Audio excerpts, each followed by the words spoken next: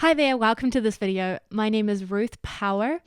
I run the social media for Top Music, but I also have my own site, pianopicnic.com, where I create courses for people to learn piano and also teach online via streaming.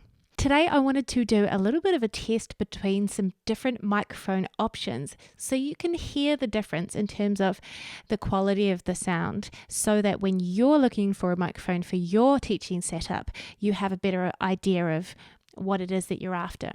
So first, this microphone that I'm currently using is the Shure SM58. It's a pretty stock standard microphone to use for musicians.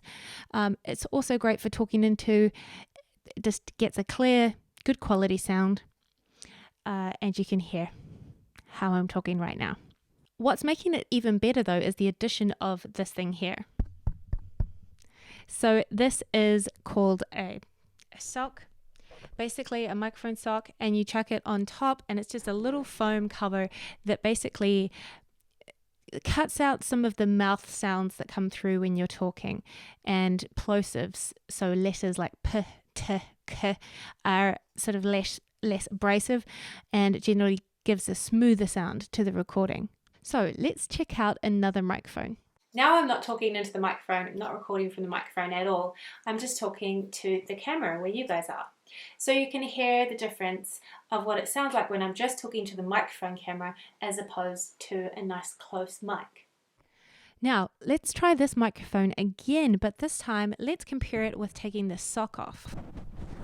So now when I'm talking, it's not taking away the abrasiveness of the sharper consonants, and it doesn't sound quite as smooth, but it's possibly a bit clearer.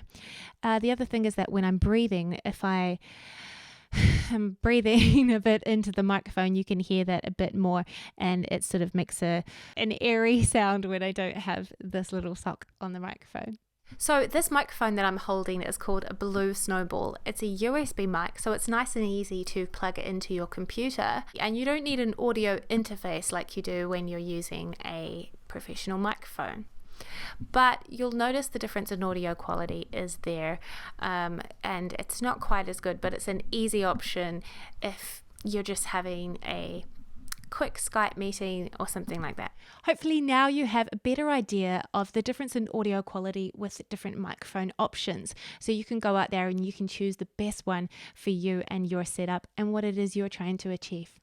Hey, just before you go, make sure you click here to subscribe, and we've got thousands of other videos all on the topic of music education and teaching, so make sure you check out some of those other ones here, and I'll see you in the next video.